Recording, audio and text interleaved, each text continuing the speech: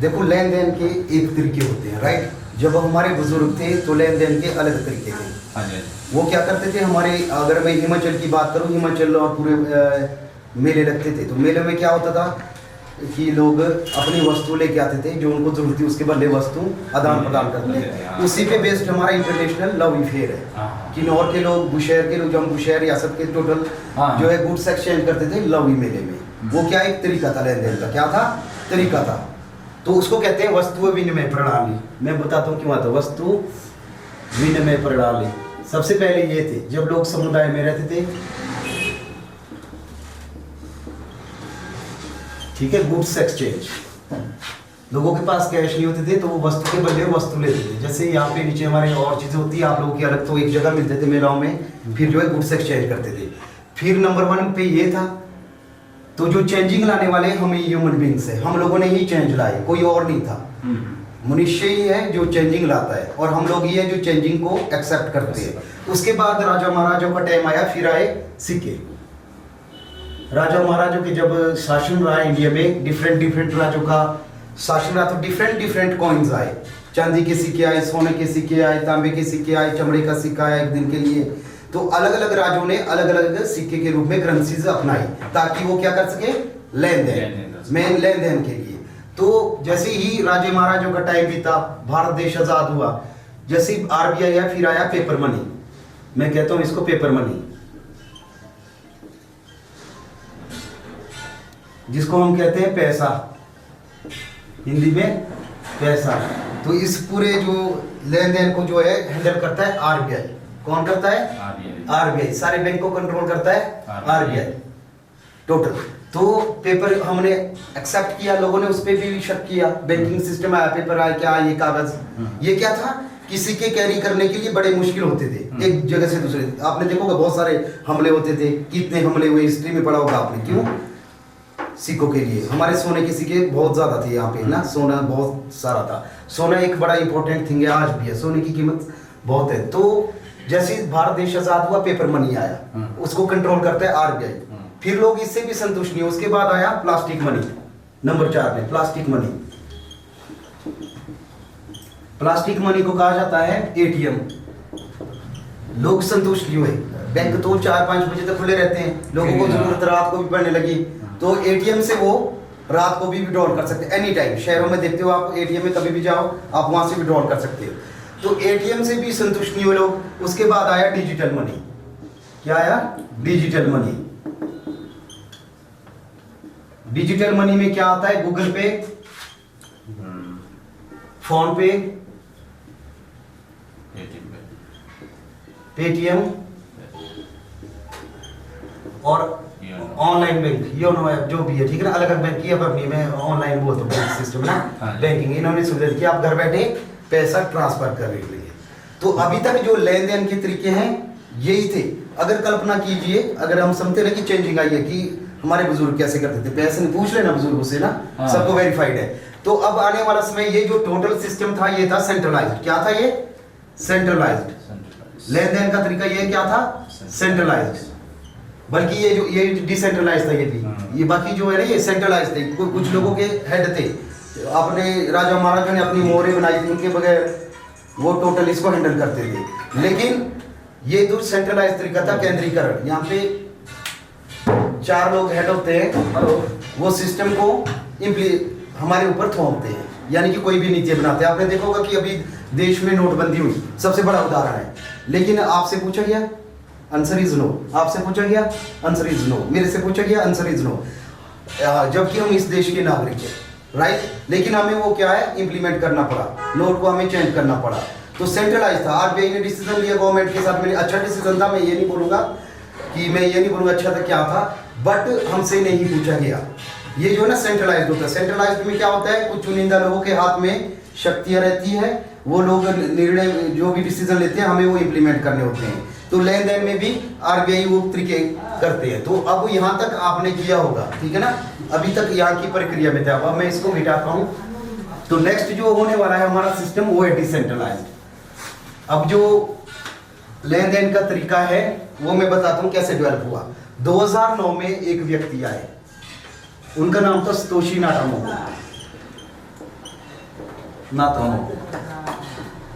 Santoshi Nakamoto, इन्होंने दुनिया ये जो ये सेंट्रलाइज तरीका था लेन देन का, इससे ये थोड़े रुष्ट थे। ये इन्होंने नाम दिया इसको थर्ड पार्टी। बैंक क्या है? थर्ड पार्टी है। आपका वेस्टर्न यूनियन क्या है? थर्ड पार्टी है। गूगल पे, फोन पे, ये क्या है? थर्ड पार्टी है। तो उन्होंने एक पेपर लॉन्च किया, that's called bitcoin paper. Bitcoin paper 2009 में इन्होंने एक पेपर लॉन्च किया, दैट्स कॉल्ड बिटकॉइन पेपर। इन्होंने बोला कि जो अभी प्रेजेंट में लेन देन के लिए जो सेंट्रलाइज तरीका है, तो दुनिया के सामने उसके बदलाव के लिए दुनिया के सामने में एक ऐसा विकल्प ला रहा हूं कि आपको थर्ड पार्टी की जरूरत नहीं पड़ने वाली है। काहे की? थर्ड पार्टी की। तो थर्ड पार्टी की जरूरत नहीं पड़ने वाली है। आप घर बैठे, चाहे इंग्लैंड हो, चाहे ऑस्ट्रेलिया हो, चाहे अमेरिका हो, आप लेन देन कर पाएंगे without interference of any third party. जिसको मर्जी आप पूरे वर्ल्ड में क्या कर सकते हो? Transaction without banking and without third party. तो उसी को जो बिटकॉइन नाम का पेपर लॉन्च हुआ, तो पहली crypto currency I, that's called bitcoin. दुनिया में 8000 प्रकार की अलग अलग क्रिप्टो करेंसीज है। तो पहली जो करेंसी है, that's called mother currency, that's name bitcoin. और इसलिए बिटकॉइन बहुत फेमस है। बिटकॉइन जब 2009 में आया, एक बिटकॉइन की कीमत, एक बिटकॉइन इक्वल टू 5 से 6 रुपए का एक लॉन्च हुआ था बिटकॉइन। लेकिन तब लोगों ने इस पे जब टेक्नोलॉजी आई, शक किया। क्या किया? शक। इंसान की फितरत है, कोई भी टेक्नोलॉजी आती है पहले क्या कर लेता, वो उस पे शक कर लेता है। तो बहुत सारे लोगों ने शक किया। तो दो तरह के लोग होते हैं, एक शक करते हैं, एक डिसीजन लेते हैं। क्या लेते हैं? डिसीजन, एक्शन लेते हैं। तो काफी सारे लोगों ने बिटकॉइन खरीदे, क्या ये शक आज तक भी करते हैं? तो शक की तो दावा कहीं भी नहीं है, राइट? नाम बनेगी अभी तक, जबकि पूरी दुनिया में इट्स वर्ल्ड वाइड करेंसी। हर देश की अपनी अपनी करेंसी है। वो क्या? सेंट्रलाइज्ड है, उसके ऊपर हर देश का कंट्रोल है। लेकिन ये डिजिटली करेंसी है, ऑनलाइन रन करती है। तो इसके ऊपर कंट्रोल किसका है? मैं बताता हूँ। एक पब्लिक का, दूसरा ब्लॉकचेन टेक्नोलॉजी। किसका? Blockchain technology. तो वो मैं आगे बताता हूँ। तो बिटकॉइन देखो, डिसीजन का फर्क है। मान लीजिए मोनिका है, मोनिका का नाम लेता हूँ, मैं इनको जानता हूँ। मोनिका ने बैंक में रखे या गूगल पे में रखे 100 रुपए 2009 में। कितने रखे?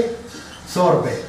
और 2021 में कितने मिलेंगे? वो 100 रुपए ही मिलेंगे। क्या पता कम भी हो जाए, चार्जेस कट जाए। लेकिन एक थे, मान लीजिए राजकुमार जी थे, इन्होंने लिए 100 रुपए, इन्होंने 20 रुपए 20 बिटकॉइन लिए 100 रुपए के। तो 2021 में क्या अंतर है? इनका 100 रुपए तो 100 रुपए रहा। लेकिन राजकुमार जी के बिटकॉइन बढ़ गए, तो इनके जो 100 रुपए थे 20 बिटकॉइन 2021 में 50 लाख चली गई थी बिटकॉइन की कीमत। तो मान लो पंतु ने 10 करोड़ राजकुमार जी के वो बैठे बैठे बन गए, मोनिका जी के 100 रुपए ही रह गए। ये है फर्क क्रिप्टो करेंसी में।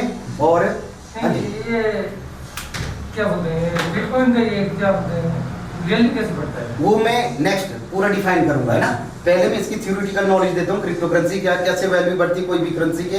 वो मैं नेक्स्ट ना 10-15 मिनट में टोटल इसी पे चर्चा करूंगा।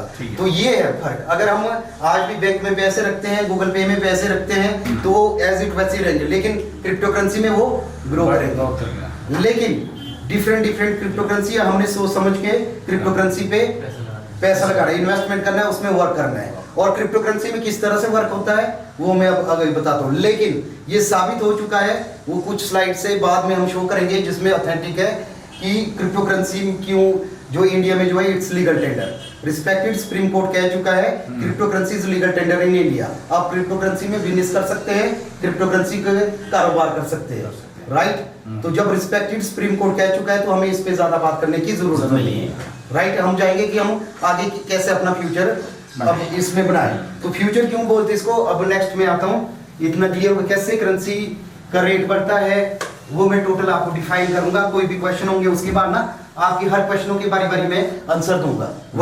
हम 2 वे कम्युनिकेशन करेंगे, 1 साइड नहीं। लेकिन एक बारी में टोटली डिफाइन कर लेता हूँ। तो ये था क्रिप्टो करेंसी को, क्रिप्टो इसको कहा जाता है डिजिटल करेंसी भी कहा जाता है। अब इसको दोबारा से define, digital currency it's called digital currency and it's called virtual currency. 4 definition है, ठीक है, वर्चुअल करेंसी। एंड अब तो इसको कहा जाने लगा है फ्यूचर करेंसी, क्योंकि आने वाला लेन देन जो है क्रिप्टो करेंसी में होने वाला है, इसलिए इसको फ्यूचर करेंसी भी कहा जाता है, राइट। कहा जाता है इसको वर्चुअल करेंसी क्यों जाता है कहा जाता है और फ्यूचर करेंसी क्यों कहा जाता है, क्योंकि अगर आप लोग आज डिसीजन लेते तो आपको आगे भी बताना है, तभी लोग आपके साथ प्लग इन होंगे। क्रिप्टो करेंसी इसलिए कहा जाता है क्योंकि ये मैथमेटिक्स शब्द है क्रिप्टो, क्रिप्टो पे काम करता है। What is crypto? क्रिप्टोग्राफी कैसे वर्क करता है? एक सिंपल मैसेज को जो है साइफर मैसेज में कन्वर्ट किया जाता है, काय में? साइफर में, ताकि एक कोडिंग डिकोडिंग होती हो, ताकि वो उसको आगे पढ़ नहीं पाए हर बंदा, तो एक कोडिंग होती हो। तो सिंपल मैसेज को कन्वर्ट किया जाता है, सिंपल मैसेज, और एक होते हैं हम सिंपल मैसेज लिखते हैं, उसको तो सब पढ़ लेंगे, सिंपल मैसेज। एक होता है साइफर मैसेज, साइफर स्पेलिंग थोड़ा ना, साइफर मैसेज। तो जो है क्रिप्टोग्राफी में जो है सिंपल मैसेज को कन्वर्ट, जब वहां पे तो ना, जब हम मैं मान लो मोनिका जी को भेज रहा हूँ मैसेज, तो वो साइफर में भेजूंगा, तो एक डिजिट जाएंगे, वो पढ़ नहीं पाएगा। अननोन बंदा अगर मोनिका के व्हाट्सएप चेक करेंगे या कुछ भी मेल चेक करेंगे, तो उसको समझ नहीं आएगा ये क्या है, राइट? इसी को ही साइफर मैसेज कहते हैं। तो हमें कन्वर्ट करना होता है simple message into cipher message, उसी को ही क्रिप्टोग्राफी कहते हैं। और क्रिप्टोग्राफी में एल्गोरिथम होते हैं जिसमें पीयर टू पीयर ट्रांजैक्शन चलती है एल्गोरिथम में। तो टोटल क्रिप्टोकरेंसी जो वर्क करती है वो मैथमेटिक्स एल्गोरिथम पे वर्क करती है, राइट? अब मैं ज्यादा डीपली नहीं बताऊंगा, थोड़ा जानकारी है ना, बहुत डीपली शब्द है, एक एक सब्जेक्ट है अलग अलग है, मैं चाहूँ तो डिफाइन कर सकता हूँ, लेकिन बहुत डीपली चले जाएगा। तो ये हो गया क्लियर, ये था क्रिप्टोग्राफी। डिजिटल क्यों जाता है? पैसा नहीं जाता है, आपको स्पेसिफिक एड्रेस मिलता है। जब आप कोई बिटकॉइन लेते हैं, कोई भी क्रिप्टोकरेंसी लेते हैं, तो आपको वहां पे स्पेसिफिक एड्रेस मिलता है। क्या मिलता है? एड्रेस। वो आप वहां पे एड्रेस परचेज करते हैं, तो जो एड्रेस होता है तो वो होता है कि आपने इतने बिटकॉइन परचेज किए है, तो तभी इसको डिजिटल। आपने कभी देखा डिजिटल फोन में पैसा जाते हुए देखा? नहीं, वो डिजिट ट्रांसफर होता है। क्या होता है? डिजिटल। मैं सर को बोलता हूँ मुझे 500 रुपए हाथ में दे दो, अभी दे देंगे। मैं बोलता हूँ गूगल पे हाथ में दे दो, या लाख रुपए मुझे नहीं दे पाएंगे, क्योंकि डिजिट टू डिजिट एक वॉलेट टू वॉलेट ट्रांसफर करते हैं। तो उसके लिए क्या, आपके मोबाइल में वॉलेट होना चाहिए, राइट? तभी हम आपको इसको जो है ट्रांसफर कर पाएंगे। तो इसीलिए क्रिप्टोकरेंसी जो है बहुत ही शानदार तरीका है लेन देन का। तो ये हो गया डिजिटल। वर्चुअल, एक ऐसी करेंसी जिसको हम छू नहीं सकते, लेकिन उसका हम यूज कर सकते हैं, लेन देन कर सकते हैं। वर्चुअल जैसे विचार है, भाई साहब के मन में क्या विचार है मैं पढ़ नहीं पाऊंगा, लेकिन फिजिकली मेरे सामने प्रेजेंट है। जो माइंड इनके विचार है ये वर्चुअली है, राइट? मैं थोड़े जजमेंट ले पाऊंगा, लेकिन पूरा उनको रीड नहीं कर पाऊंगा। इस तरह से इस करेंसी को हम छू नहीं सकते, लेकिन एज इट इसको यूज कर सकते हैं। लेकिन इसको यूज करने के लिए आपको अकाउंट होना चाहिए। क्या होना चाहिए? Bank account. लेकिन सामने वाले अगर बैंक अकाउंट नहीं फिर भी यूज कर सकते हैं। आपका नाम क्या सर? मनोज। मनोज जी, आपका नाम सर? आपका नाम? दावा दावा जी, दावा। ओके, दावा लामा जी, है ना? मैंने नाम सुना पहले आपका, दावा लामा। इनके बीच लेन देन होता है दावा लामा जी और मनोज के साथ। काय में? इन्होंने सेब बेचने, हम सेब के पीछे, सेब एग्जांपल देता हूँ, ये ठेकेदार है मनोज जी। ये बोलते हैं दावा जी को मैंने आपका बीजा खरीदना है, बट मैं आपको पैसे देता हूँ करेंसी में। अगर दावा जी बोलते हैं हाँ मैं एक्सेप्ट करता हूँ करेंसी, तो इनकी डील फाइनल, इसमें किसी की इंटरफेयर नहीं होगा। लेकिन अगर दावा जी बोलते हैं कि नहीं मुझे चाहिए कैश, तो क्या चाहिए इनको? क्रिप्टोकरेंसी को कैश करने के लिए एक बैंक अकाउंट चाहिए, ताकि वो क्रिप्टोकरेंसी को कन्वर्ट कर पाए कैश में। इसके लिए डिफरेंट क्रिप्टो एक्सचेंज है, उसमें मैं टोटल क्रिप्टो एक्सचेंज में भी बात करूंगा। तो क्रिप्टो एक्सचेंज के माध्यम से आपको ग्राहक ढूंढने की जरूरत नहीं है, विद इन 2 मिनट वहां पे केवाईसी करना होगा, आप किसी भी क्रिप्टोकरेंसी को उसमें कैश में कन्वर्ट कर सकते हैं। अकाउंट में आ जाएगा, फिर चाहे बैंक से निकाल के कैश दे दो, चाहे ऑनलाइन ट्रांसफर कर दो। लेकिन अगर आप बोलेंगे मुझे करेंसी दे, मैं एग्जांपल देता हूँ, मेरा ये फोन, तो मैं किसी को फोन लेने किसी शॉप में जाता हूँ, तो वो क्रिप्टो करेंसी में वर्क करते थे। ये पहला इंडिया का फोन है जो क्रिप्टो करेंसी में लिया गया है। तो सामने वाले क्रिप्टो करेंसी में काम करते थे, मैं बोला कैश मेरे पास नहीं है, मैं थोड़ा चेंज कर लेता हूँ क्रिप्टो करेंसी कैश में। उन्होंने उतने में उनका आंसर आया मुझे क्रिप्टो ही दे दो। वो ऑलरेडी क्रिप्टो करेंसी मैंने 1350 ड्रॉन देके ये जो है फोन परचेज किया, मैंने कैश नहीं दिया। इट्स फर्स्ट क्रिप्टो करेंसी से परचेज किया, पहली चीज मैंने क्रिप्टो करेंसी में परचेज किया है। तो क्रिप्टो करेंसी को ना कोई गवर्नमेंट कंट्रोल करता है, इसको कंट्रोल करता है पब्लिक। सबसे बड़ी कौन होती है? पब्लिक। दूसरा होता है blockchain technology, right? Crypto currency, अब फ्यूचर करेंसी की वर्चुअल क्लियर हो गया है। अब एक चीज रही है फ्यूचर, क्योंकि आने वाला समय क्रिप्टो करेंसी में टोटल लेन देन जो होने वाले, गवर्नमेंट की भी अपनी क्रिप्टो करेंसी आ रही है। टोटल दुनिया में जो है प्रचलन हो चुका है क्रिप्टो करेंसी का। हाँ, अगर हम अभी टाइमली इसमें डिसीजन लेते तो बहुत सारा पैसा कमाएंगे, क्योंकि अभी first time 2021 golden era for crypto currency. अगर हम लेट होते हैं फिर हर तीसरा रिश्तेदार आपको बोलेगा लो जी क्रिप्टो में, है ना? उससे बढ़िया है कि आप इसमें टाइम ले आ जाओ और लोगों को एजुकेट कीजिए, एजुकेट करो, और एजुकेशन का ही हमें यहाँ पे पैसा मिलता है, वो हम आगे बताएंगे उसका तरीका। कोई नाम की ये इस बाइनेंस एक्सचेंज को वो लोग चलाते हैं जो 50 साल एडवांस है हमारे से, राइट? नंबर 2, इंडिया की नंबर 1 एक्सचेंज है वजीरेक्स। सर दोबारा करना तो बाइनेंस कैसा सर? बाइनांस क्रिप्टो एक्सचेंज दुनिया की नंबर 1 क्रिप्टो एक्सचेंज है बाइनांस। ये अमेरिका से रन होती है। तो इस एक्सचेंज को चलाने वाले वो लोग अमेरिका हमारे से डेवलप्ड कंट्री है, 50 साल एडवांस चलते हैं हमारे से वो, राइट। तो जो बाइनांस को रन करवाते हैं वो लोग हमारे से बहुत एडवांस है, वो 50 साल पहले का ही हमारे से सोच लेते हैं। विकसित और विकासशील देशों में बहुत फर्क है। तो ये विकसित देश है, डेवलप्ड कंट्री है अमेरिका। तो जो बाइनांस एक्सचेंज है ये अमेरिका से रन होती है, जो वजीरेक्स है ये इंडिया से रन होती है, गवर्नमेंट अप्रूव्ड है ना। इधर ये जो है इसके मालिक निश्चल शेट्टी जी है। अभी चलो कुछ भी हो गया वो मैं बात नहीं करूंगा। हम समझ रहे हैं क्रिप्टो करेंसी लीगल है, लीगल है। एक बंदा हमारे से उठकर एक बंदा अपनी एक्सचेंज खोल के बैठ गया इंडिया में, क्या उसको डर नहीं है गवर्नमेंट का? क्या वो इंसान नहीं है हमारी तरह? हमारे में से मुंबई का बंदा है, मुंबई से है, इन्होंने ये जो है अपनी एक्सचेंज खोल के बैठ गया। हम भी क्रिप्टो के लीगल इलीगल पर बहस कर रहे हैं। तो ये जो है इंडियन नंबर 1 है। तो मैं जो प्रेफर करूंगा आपको बाइनांस एंड वजीरेक्स, इनका ही आप इस्तेमाल करिए। एक्सचेंज कैसे होती है पहाड़ी भाषा में और सिंपल भाषा में आपको बताता हूँ। हम सारे एप्पल क्रॉप है हमारी, है ना। एप्पल बेचने के लिए डिफरेंट मंडियां है ना। दिल्ली की मंडी है, चंडीगढ़ की है, नारकंडा की है। तो इसी तरह की ये क्या है, मंडी है एक प्रकार की, जहाँ पे आपको क्रिप्टो भेजनी है, वहाँ पे ग्राहक ऑलरेडी बैठे, आपको ग्राहक ढूंढने की जरूरत नहीं है। आपको विदिन 2 मिनट कैश सिर्फ केवाईसी करनी है। आपको केवाईसी करने के लिए कोई भी क्रिप्टो एक्सचेंज में केवाईसी करने के लिए आपको पहले चाहिए आधार कार्ड, बोथ साइड। बढ़िया से आपको कॉपी लेनी, एक सेल्फी लेनी पड़ेगी आधार कार्ड के साथ, है ना, document. Number 2 pan card, pan card का होना अनिवार्य है। नंबर 3 आपको प्लग इन करना होगा, लिंक्ड इन करना होगा बैंक अकाउंट, जिसमें नेट बैंकिंग होनी चाहिए, bank account number with IFSC code. ये 3 चीजें अनिवार्य है। किसी भी एक्सचेंज तो SBI होगा ना सर? कोई भी है, कोई भी चलेगा, कोई भी चलेगा, हिमाचल बैंक, सारा ही बैंक, राइट। तो ये टोटल ऑनलाइन होनी चाहिए, नेट बैंकिंग होनी चाहिए, UPI होनी चाहिए, है ना, जो बैंक ऑनलाइन चला हो, राइट। कोई भी बैंक में आप केवाईसी कर सकते हैं, 24 घंटे में आपकी केवाईसी अप्रूव हो जाती है। बाकी निजी जी आपको लाइव डेमो दिखाएंगे विड्रॉल करके इसमें सेशन में, सिंपली बताता हूँ, राइट। क्लियर इतना? एक्सचेंजेस का मतलब है आपको ग्राहक ढूंढने की जरूरत नहीं है। करेंसी लो कभी भी परचेज करो, रात के 2 बजे, रात के 3 बजे, सुबह के 4 बजे, दिन के 12 बजे, 11 बजे, किसी भी टाइम, एनी टाइम आप you can change your crypto in cash, INR। Clear sir इतना? अब आता है कि क्रिप्टो करेंसी में काम कितने प्रकार से होता है।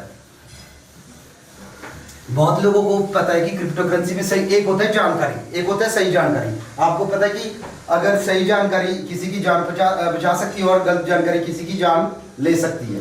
तो लोगों की बातों पे ना आए, हमेशा एक्सपर्ट से सलाह लें।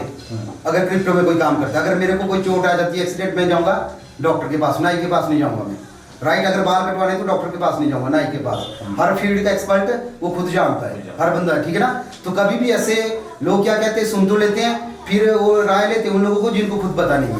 वो लोग क्या बताएंगे जिनको पता नहीं है, जो इस रास्ते में कभी गुजरे नहीं है या उन्होंने सक्सेस गेट नहीं की है। मुझसे पूछो, 10 महीने से क्रिप्टो में ही काम कर रहा हूँ, क्रिप्टो से ही मेरे खर्चे चलते हैं। मेरा खाना, कमरे का किराया, मैं चंडीगढ़ मोहाली में रहता हूँ, फ्लैट का किराया क्रिप्टो करेंसी से जाता है, गाड़ी का पेट्रोल क्रिप्टो करेंसी विड्रॉल करता हूँ। टोटल मेरा जितना भी आज तक खर्चे है, मेरा कोई बिजनेस नहीं है, मैं क्रिप्टो करेंसी में बिजनेस करता हूँ। सेब का तो बताओ तो साल टू साल आता है, राइट। वो तो मुझे अभी अगस्त में मिलेगा सेब का पैसा जब बेचूंगा। लेकिन मेरे खर्चे टोटल किससे चलते हैं, क्रिप्टो करेंसी। तो मैं विड्रॉल कर चुका हूँ, लाइव दिखा मेरे। अब यूको बैंक का टोटल में अपनी स्टेटमेंट लेके पूरा मैंने क्रिप्टो का आपको ब्यौरा दे सकता हूँ, राइट। ऐसा नहीं है, मैं जो ना ऑथेंटिक बात करता हूँ, प्रूफ, वेरीफाइड। अनवेरीफाइड में बात ही नहीं करता हूँ, ना मैं इलॉजिकल बात करता हूँ। लॉजिकल बात पे ही हम करेंगे। इंसान वही होता है जो लॉजिकल बात करे और उसी में आगे बढ़े।